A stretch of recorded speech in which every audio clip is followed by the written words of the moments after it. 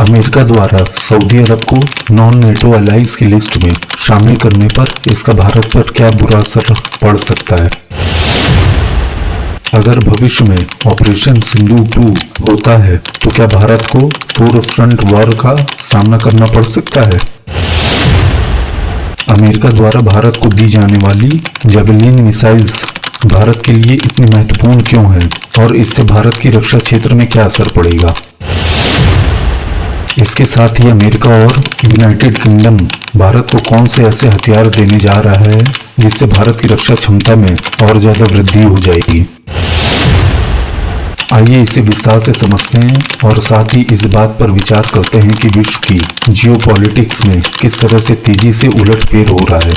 अगर आपको वीडियो पसंद आए तो कृपया इस वीडियो को लाइक, शेयर और कमेंट करने के साथ ही इस चैनल को सब्सक्राइब जरूर करिएगा। अब आते हैं अपने सबसे पहले प्रश्न की ओर। अभी हाल ही में सऊदी अरब के क्राउन प्रिंस मोहम्मद बिन सलमान अमेरिका की यात्रा पर थे, जहां सऊदी अरब और अमेरिका के बीच में कई महत्वपूर्ण समझौते हुए जिसका सीधा असर भारत पर पड़ सकता है। मैं ऐसा इसलिए कह रहा हूं क्योंकि अमेरिका ने न केवल सऊदी अरब को अपना एक मेजर नॉन नेटो अलाई बना दिया है, इसके अलावा सऊदी अरब को विश्व में सबसे घातक फाइटर जेट्स F-35 के साथ साथ 300 अमेरिकन एडवांस्ड टैंक्स देने की भी घोषणा की है। अब आप पूछेंगे कि ये समझौता तो सऊदी अरब और अमेरिका के बीच में हुआ है, तो इसका भारत से क्या लेना देना है? यहीं पर भारत के लिए एक नया मोड़ आ जाता है। ऐसा इसलिए है क्योंकि भारत और पाकिस्तान के बीच तनाव अभी भी कम नहीं हुआ है और भारत का ऑपरेशन सिंदूर अभी भी एक्टिव मोड पर है। ऐसे में अमेरिका का सऊदी अरब को मेजर नॉन नेटो अलाई देश बनाना भारत के लिए चिंता का विषय है, क्योंकि सितंबर 2025 में पाकिस्तान और सऊदी अरब के बीच में एक समझौता SMDA मतलब स्ट्रेटेजिक म्यूचुअल डिफेंस एग्रीमेंट हुआ था। इस समझौते में कई सारे पॉइंट्स में से सबसे महत्वपूर्ण पॉइंट यह था कि सऊदी अरब या पाकिस्तान में से किसी भी एक देश पर हमला दूसरे देश पर हमला माना जाएगा। सरल शब्दों में कहें तो अगर पाकिस्तान की किसी हरकत पर अगर भारत कोई प्रतिक्रिया करता है या हमला करता है तो इसे सऊदी अरब पर भी हमला माना जाएगा। अब आप पूछेंगे कि अगर पाकिस्तान की किसी नीच हरकत पर भारत पाकिस्तान पर कोई कार्रवाई करता है तो क्या सऊदी अरब या अमेरिका भारत पर कोई कार्रवाई कर सकता है? यही हमारे दूसरे प्रश्न जो मैंने शुरू में उठाया था कि अगर भविष्य में ऑपरेशन सिंदूर 2 होता है तो क्या भारत को 4 फ्रंट वॉर का सामना करना पड़ सकता है? इस क्वेश्चन का आंसर के पीछे हमें कई सारे फैक्ट्स पर बात करनी होगी, जिनमें से कुछ महत्वपूर्ण फैक्ट्स ये हैं कि क्या अमेरिका अभी भी चीन को अपनी सबसे बड़ी चुनौती समझता है? इसका आंसर है हाँ। भारत के मुकाबले चीन अभी भी अमेरिका के सामने सबसे बड़ी चुनौती बना हुआ है और अमेरिका भारत की सहायता के बिना चीन का अकेले मुकाबला नहीं कर सकता है, क्योंकि अमेरिका को ये अच्छी तरह से पता है कि चीन से मुकाबला करने का अर्थ है सीधे सीधे चीन के साथ रूस और उत्तर कोरिया से भी मुकाबला करना, और इस तरह का रिस्क अमेरिका अकेला नहीं उठाना चाहेगा। अतः अमेरिका को चीन का सामना करने के लिए चाहे या न चाहे भारत की मदद की आवश्यकता जरूर होगी। अतः विशेषज्ञों के अनुसार अगर भविष्य में भारत और पाकिस्तान के विरुद्ध कोई भी सैन्य टकराव होता है तो अमेरिका इस विषय पर सऊदी अरब को चुप बैठने के लिए कह सकता है। और अगर इस बात पर विचार किया जाए कि क्या अगर अमेरिका और सऊदी अरब भारत के विरुद्ध जाने का प्रयास करते हैं तो क्या भारत 4 फ्रंट वॉर के लिए तैयार है? इसका सीधा सा आंसर यह है कि अमेरिका स्वयं यह स्वीकार करता है कि दक्षिण एशिया में भारत सामरिक, सैन्य और आर्थिक रूप से तेजी से उभरती हुई एक महाशक्ति है और भारत से सीधे उलझना अमेरिका के लिए सही नहीं होगा, क्योंकि उसका यह कदम चीन के लिए ही लाभकारी होगा। अतः इस केस में अमेरिका ऐसा करने से पहले कई बार सोचेगा और यदि भविष्य में भारत और पाकिस्तान के बीच कोई सैन्य टकराव होता है तो अमेरिका इसमें सऊदी अरब को भारत के विरुद्ध जाने से रोक भी सकता है। इसके अतिरिक्त अमेरिका यह भी अच्छी तरह से जानता है कि भारत विश्व की सबसे तेजी से बढ़ती हुई अर्थव्यवस्था है और सबसे बड़ा मार्केट भी है। ऐसे में अमेरिका द्वारा इतने बड़े मार्केट को खोने की गलती करना अमेरिका के लिए बहुत महंगे का सौदा हो सकता है। यहाँ मैं आपसे क्षमा चाहूंगा क्योंकि मैंने शुरू में उन 20 देशों के नाम नहीं बताए जो अमेरिका के मेजर नॉन नेटो अलाइज देश हैं। उन देशों के नाम बताने से पहले मैं आपको एक इंटरेस्टिंग फैक्ट यह बताना चाहूंगा कि पाकिस्तान भी उन 20 देशों के समूह में से एक देश है जो अमेरिका का एक मेजर नॉन नेटो एलाई देश है। जी हाँ, सही सुना आपने। दरअसल अमेरिका में 9/11 के आतंकवादी हमले के बाद अमेरिका ने अफगानिस्तान में अलकायदा और तालिबान सरकार के विरुद्ध एक ऑपरेशन चलाया था जिसका नाम था ऑपरेशन इंड्यूरिंग फ्रीडम। इस ऑपरेशन को कैरी आउट करने के लिए अमेरिका ने पाकिस्तान के आर्मी बेस का प्रयोग किया था और इसको देखते हुए ही अमेरिका ने 2004 को पाकिस्तान को अमेरिका का एक मेजर नॉन नेटो एलाई देश घोषित कर दिया था। हालांकि ओसामा बिन लादेन के पाकिस्तान होने के बाद अमेरिका में पाकिस्तान को मेजर नॉन नेटो एलाई देश के क्लब से हटाने के लिए कई बिल अमेरिकन कांग्रेस में आए, पर फिर भी पाकिस्तान अभी भी अमेरिका का एक मेजर नॉन नेटो एलाई देश बना हुआ है। अतः हम यहाँ ये अनुमान लगा सकते हैं कि अगर भविष्य में भारत पाकिस्तान के विरुद्ध कोई भी टकराव होता है तो उस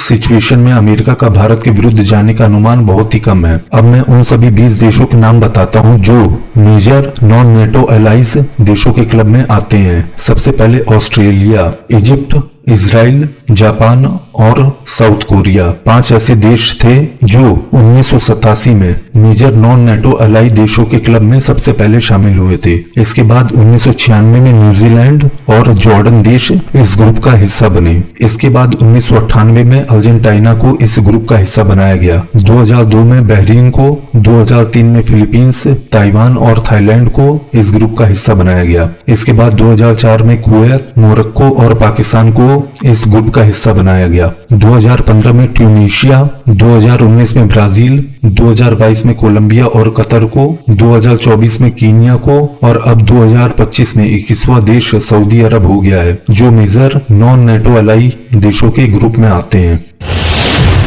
अब आते हैं अपने तीसरे और चौथे प्रश्न की ओर। अमेरिका द्वारा भारत को दी जाने वाली जेवेलिन मिसाइल्स भारत के लिए इतनी महत्वपूर्ण क्यों है और इससे भारत की रक्षा क्षेत्र में क्या असर पड़ेगा, और इसके साथ ही अमेरिका और यूनाइटेड किंगडम भारत को कौन से ऐसे हथियार देने जा रहा है जिससे भारत की रक्षा क्षमता में और ज्यादा वृद्धि हो जाएगी। यहाँ सबसे पहले बात करते हैं जेवेलिन मिसाइल्स की। भारत को अमेरिका ने एक बड़ी रक्षा मंजूरी दी है। कुल $93 मिलियन की डील है जो फोकस करती है जेवेलिन मिसाइल्स के बारे में। यह एक ऐसी मिसाइल है जो टैंक को ऊपर से मारती है, मतलब टॉप अटैक मोड। विश्व के किसी भी टैंक को आप देखेंगे तो आपको साफ दिखाई देगा कि टैंक के चारों ओर मजबूत आर्मर शील्ड होती है। बहुत से केस में यह आर्मर शील्ड टैंक को ज्यादा नुकसान होने से बचा सकती है, पर टैंक का सबसे कमजोर हिस्सा टैंक का ऊपरी हिस्सा होता है। अगर इस जगह पर वार किया जाए तो किसी भी मजबूत से मजबूत टैंक को बर्बाद करने से कोई नहीं रोक सकता है। यही है जेवेलिन मिसाइल की असली ताकत, क्योंकि ये टैंक के ऊपरी हिस्से पर वार करती है, जैसे कि आप इस वीडियो में देख सकते हैं।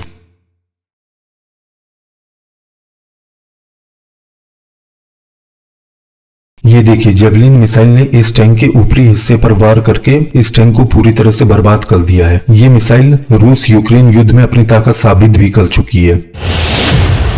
अब बात करते हैं कि जेवेलिन मिसाइल्स मिलने से भारत की रक्षा क्षमता पर क्या प्रभाव पड़ेगा। तो इसका उत्तर यह है कि ये मिसाइल पाकिस्तान के लिए ही नहीं बल्कि मुख्य रूप से चीन के लिए भी सबसे बड़ा खतरा बनने जा रही है। जैसा कि आप इस इमेज में देख सकते हैं कि कैसे जेवेलिन मिसाइल ने इस टैंक के ऊपरी हिस्से को पूरी तरह से बर्बाद कर दिया है। अब यदि इस जेवेलिन मिसाइल की बात भारत के संदर्भ में करें तो आपको ये अच्छी तरह से पता है कि चीन और भारत की सेना LAC line of actual control और अरुणाचल प्रदेश में फेस टू फेस या यूं कहें कि मिरर टू मिरर खड़ी है। मतलब जितनी संख्या में चीन के सैनिक हैं उतनी ही संख्या में भारत के सैनिक भी हैं, और चीन ने भारत की सीमा से सटे अपने सभी आर्मी बेसेस पर टैंक्स भी तैनात कर रखे हैं। और जैसा कि आप सभी जानते हैं कि भारत और चीन की ज्यादातर सीमा पहाड़ी इलाकों में ही है, अतः ऐसी सिचुएशन में भारत के लिए जेवेलिन मिसाइल भारत को चीन के मुकाबले में एक तरह से अपर हैंड देती है। मतलब इस सिचुएशन में चीन अपने टैंक्स को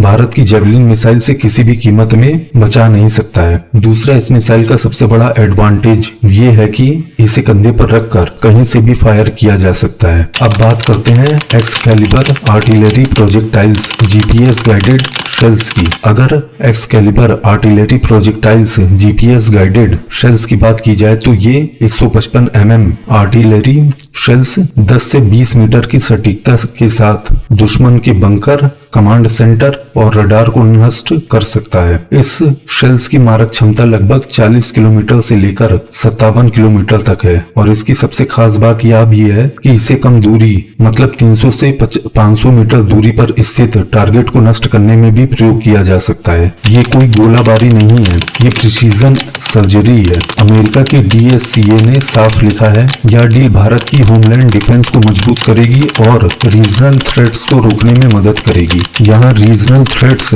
शब्द का मतलब दो दुश्मन देशों से है। नंबर 1 चीन, जो LAC और अरुणाचल प्रदेश की सीमा पर अभी भी बहुत ही आक्रामक है, और पाकिस्तान जो हमेशा ही भारत के विरुद्ध आतंकवादी गतिविधियां करता रहता है। इसके अलावा भारत ने UK की कंपनी थेल्स से light weight modular missile LMM खरीदने का समझौता भी कर लिया है। यह मिसाइल खास क्यों है? एक्चुअली इस मिसाइल की सबसे महत्वपूर्ण क्षमता इस प्रकार है, इस मिसाइल से किसी भी UAV, हेलीकॉप्टर या ड्रोन को मारा जा सकता है और ये मिसाइल 6 किलोमीटर से ज्यादा दूरी पर स्थित टारगेट को हिट करने में पूरी तरह से सक्षम है। इस मिसाइल के प्रयोग से कोलेटरल डैमेज होने की संभावना बेहद कम हो जाती है और इस मिसाइल को किसी भी प्रकार के मौसम, रात या दिन, किसी भी स्थिति में फायर किया जा सकता है। और सबसे महत्वपूर्ण ये भी है कि इस मिसाइल को कोई भी जवान अपने कंधे पर रखकर फायर कर सकता है। ये सारी चीजें मिलकर भारत की एयर डिफेंस, आर्टिलरी और एंटी ड्रोन क्षमता को 3 लेवल ऊपर ले जाती है। और ये सिर्फ एक सैन्य खरीद नहीं है,